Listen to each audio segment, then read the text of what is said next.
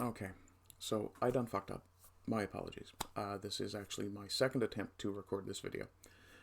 Happy Tuesday. I hope you're all doing well. It is in fact Terra Nova Tuesday, and you are listening to my voice, Ardent Party. If you are kind enough to have a quick look at the screen, you will notice there is a Rumble link below my ever so beautiful face. Yeah, I know. Self-praise is better than none. But what I am doing is asking you folks to further support me by subbing on Rumble. Once I get to 100 subs on Rumble, I will be able to live stream there.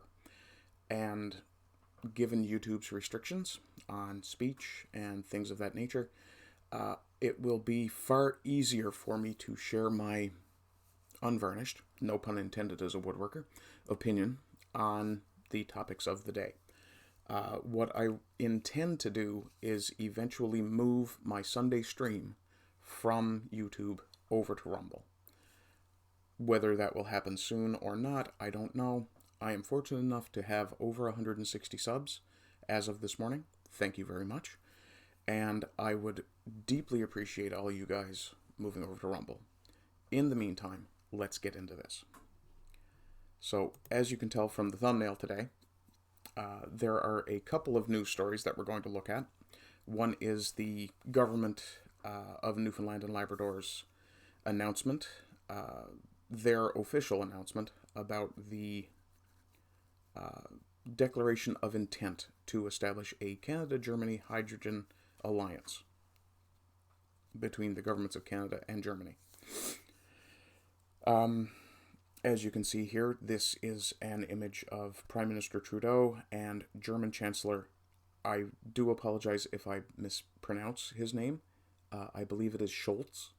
It may be Schultz. It may be Scholz. I don't know. It is spelled Scholz as far as I know, which, to my sensibilities, should be pronounced Schultz.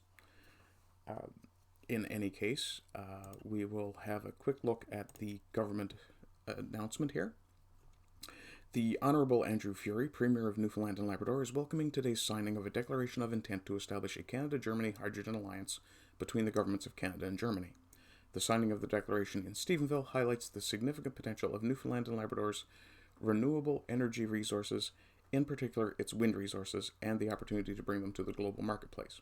Now, I will be putting my face back on screen because, unfortunately, due to the history between the federal government and the province of Newfoundland, I really suspect this is some sort of virtue signal that they do not expect to succeed. If they expected it to succeed, Trudeau would be using it to buy votes in Quebec or BC or the Yukon, somewhere other than Newfoundland and Labrador. He knows that this province will vote Liberal. We are a Liberal stronghold, unfortunately. That said, if you look at very recent polling, especially the last provincial election, the voter fatigue with the Liberals, the voter disillusionment with the Liberals, is becoming a stronger thing. The PPC, People's Party of Canada candidate in my riding, who I believe was named Linda Hogan, though I may have that wrong.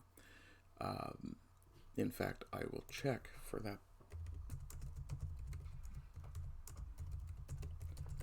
For that, just to be certain that I'm correct. Let's see here. Here we are.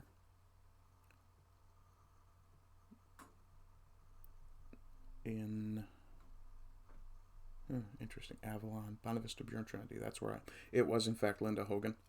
As far as I know, no relation to Paul Hogan's wife, who Paul Hogan, of course, you remember as playing Crocodile Dundee.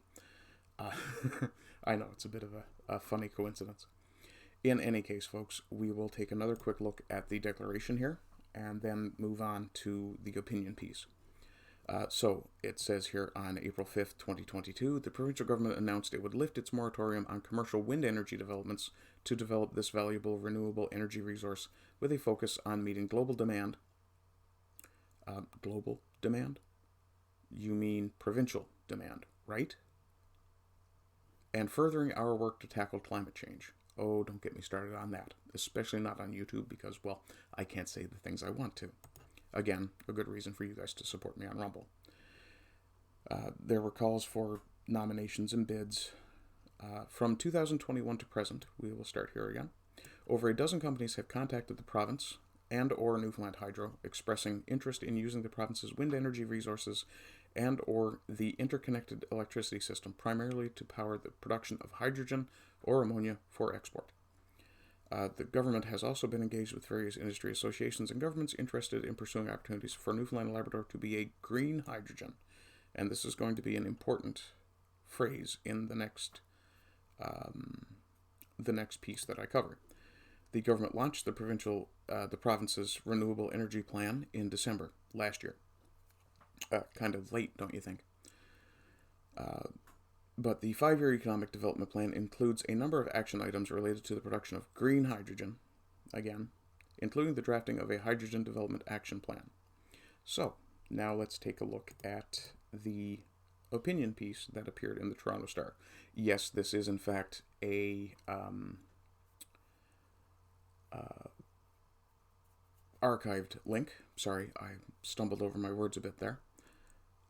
But here's where some of the problem lies. And you can see in the subtitle here that environmental experts say the Canadian oil and gas industry have bamboozled politicians on the less than carbon neutral alternate fuel. Now, again, I will point out very clearly, this is an opinion piece. So this person is pointing out the COP27 conference is occurring. Canadian politicians are hard at work selling dreams of clean green energy to locals and foreigners alike. Let me see. So this is the Green Energy Export Agreement, which we were just dealing with. That was declared. Hydrogen boosters in Canada are emphatic the resource could help the nation become the world's primary supplier of clean green energy. With obviously ample water and renewable energy resources, it isn't hard to sell the idea to Canadians, some of whom are already under the misguided impression that our oil and gas resources are cleaner, greener, and more ethical than everyone else's. Now, as this is an opinion piece, and let me just bring my face back for just a moment. As this is an opinion piece, it is quite obvious that this person's opinion of the fossil fuel industry is that it's dirty and it doesn't matter what anyone says. Facts are a little different. Not knowing what I can and can't say on YouTube, I'm going to say that there is a significant level of disagreement on that point. And leave it there. And bring this back. Okay. And this person says, while it is hypothetically possible Canada could become an exporter of hydrogen, Trudeau's pitch that hydrogen shipments from Atlantic Canada to Europe might begin as early as 2025 is, to say the least, ambitious. And I do agree. 2 years, 2.5 years to get all of the work done, to get the infrastructure set up, I don't really see that happening. And this is part of the reason why I suspect this is a virtue signal to buy votes. And it's ironic because, as I said, and I will bring my face back again, when I say this is a virtue signal to buy votes, I don't mean it's a signal to buy votes in Newfoundland. This is a virtue signal to the environmentalists in the rest of the country. Newfoundland, as I said, is significantly likely to continue voting Liberal. And I'd like to thank the... I had to be careful what I say on YouTube. The pro-communism Premier of Newfoundland, Joseph Smallwood, for this problem. The constant voting for Liberals.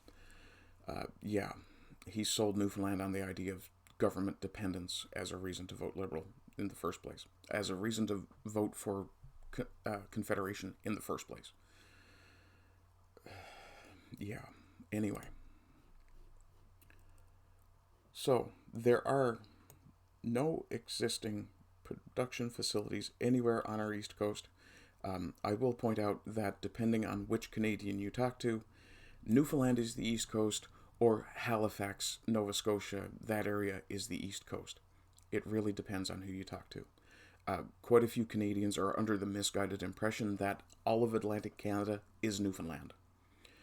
When I lived in Alberta, and I do apologize for slightly derailing my point, when I lived in Alberta, it was not uncommon for me to encounter people from Manitoba, Saskatchewan, Alberta, and BC, and the Yukon and the Northwest Territories, who would refer to anyone from New Brunswick, PEI, Nova Scotia, and Newfoundland as Newfies, leaving aside the offensive connotation of that particular word. A Nova Scotian and a Newfoundlander are very different. In fact, if you call a Cape Bretoner, a Cape Breton Islander, a Newfie or a Nova Scotian, you are quite likely to arouse a degree of friction, let's say.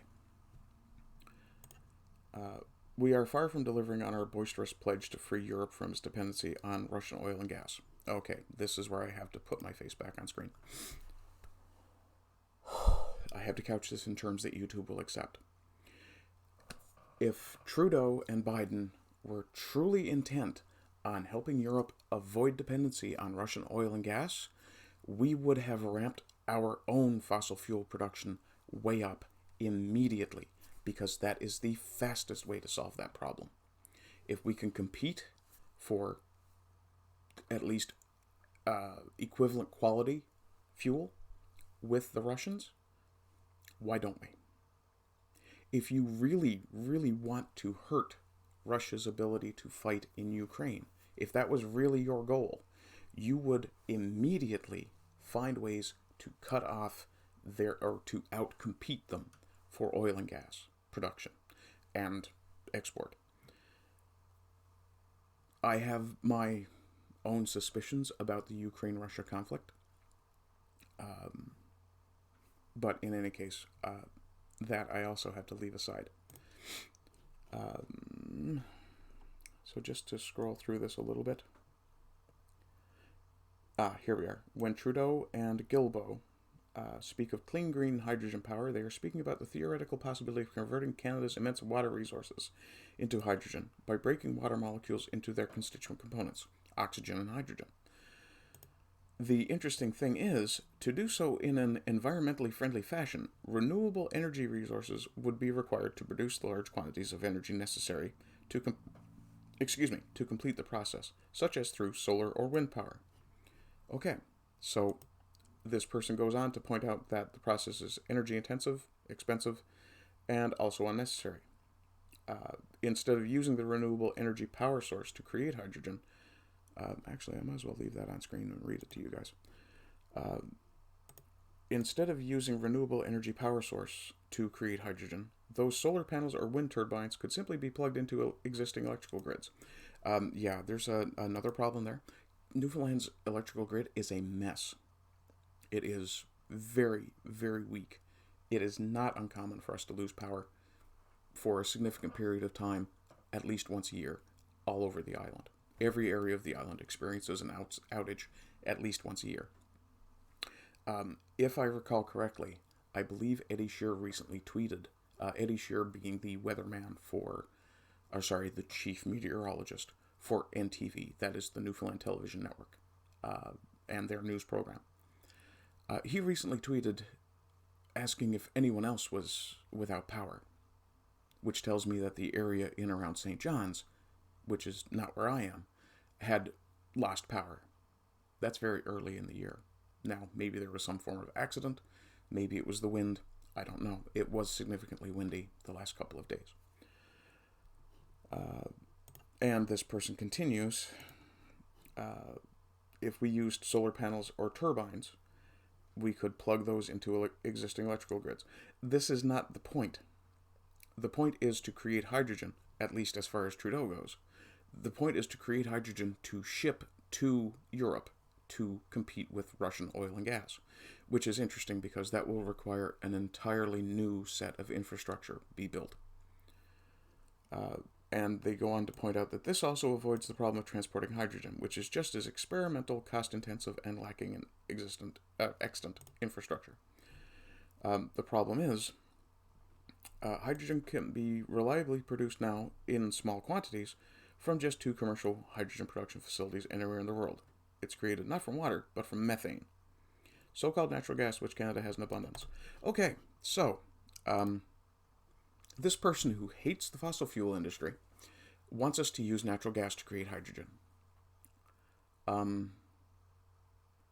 Do you understand how efficiency works? You know, the laws of thermodynamics. Doesn't it make far more sense to collect and export that natural gas rather than process that natural gas again and then export the product of that? And we already know that Russia was sending liquefied natural gas to Europe through the Nord Stream pipeline. Anybody else starting to think things? Yeah. Go ahead and notice. Also, while you're at it, go ahead, share, like, subscribe, comment, all that good stuff. So now we're going to come on to blue hydrogen, which is interesting. Blue hydrogen, which is another industry term, has been championed by the oil and gas industry, which is a bad sign, as a low-cost, low-emission stepping stone before green hydrogen becomes practical. It involves the steam reformation process coupled with carbon capture and storage sequestration, wherein the carbon dioxide byproduct of the steam reforming process, yes, let's just highlight that again. The carbon dioxide byproduct of the process is supposed to be captured before being released into the atmosphere, theoretically mitigating its effect on the climate. Okay. There are a pile of things I want to say about this that I can't. I can cite certain facts. The Sahara Desert is greening on the edges.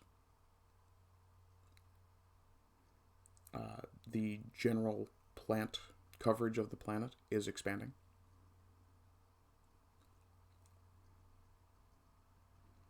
Yeah, okay. But let's go back to this, because this is really the killer here. Let me see who Hoarth is before I quote him. Hoarth. Here.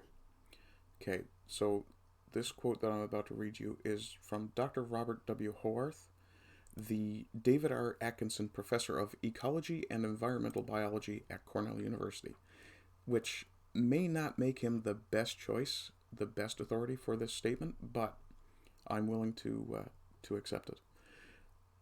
But here, this single line here. Blue hydrogen has greenhouse gas emissions that are even larger than from simply burning natural gas. Yeah. To date, only two, and let me just highlight that so you can see where I'm reading. To date, only 2 blue hydrogen plants have operated commercially anywhere in the world. Those plants have not captured all of the carbon dioxide from the steam methane reforming process, and have not even tried to capture the large amount of carbon dioxide generated from burning the natural gas that powers the steam methane reforming process. And in the same way, these hypothetical green hydrogen projects would require large quantities of renewable energy to create hydrogen from water molecules. Yes. So in other words, and let me just bring my face back, the process of creating hydrogen, whether you use wind power, solar power, natural gas, it requires massive energy input. We don't have the wind or solar capability here in Newfoundland because we don't get enough sun, and the wind is kind of questionable, especially on the west coast, where occasionally it hits, hurricane force and will probably destroy the average wind turbine. Yeah. I'm pointing out all of this because I believe this is a virtue signal. I do not believe Trudeau has any intention of trying to enrich Newfoundland in any way. I think he knows this will fail, and I think this is simply a blatant attempt to make himself look good yet again on the world stage, and especially for the environmentalists in central eastern Canada, where they get the most votes. And, of course, in BC. Yeah. So, we'll just finish this out really quickly.